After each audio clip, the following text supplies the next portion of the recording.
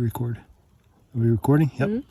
All right, so this was the co-dominant tree that was growing right next to our crop tree that we released. This is a white oak, and there's a couple things that you can notice in this stump. The darker stuff here, that's the heartwood. This out here, this is the sapwood. And the heartwood, that no longer conducts either food to the roots or water to the leaves. This is essentially dead and plugged in a white oak. Trees can't poop. They take all their waste and they deposit it on the inside along, I don't know if you can see these lines, they deposit it inside along these rays. Rays are living cells. So they move their waste into the heartwood. All right, now out here in the sapwood, you may have to look really close for this.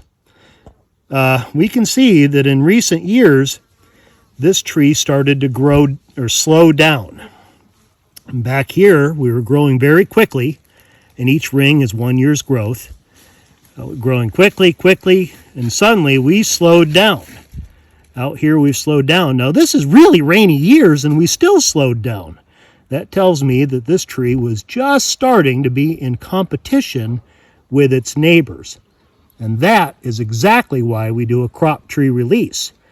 This one we wanted dead. The neighbors, we wanted to keep growing and avoid that slowdown.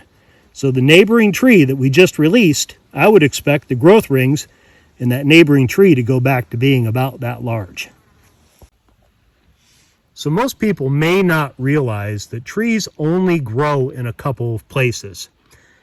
Out at the end of the branch tips, those are the apical meristems, and they're mostly, during the cold season, those apical meristems are hidden under buds. The other place that trees grow, there is a sheath of cells, and it's really just a cell or two wide, all the way around the outside, under every branch, under the bark of every branch, and under the bark of the stem. There's a little layer right there that's called the cambial layer.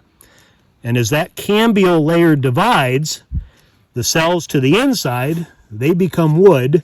The cells to the outside, they become bark.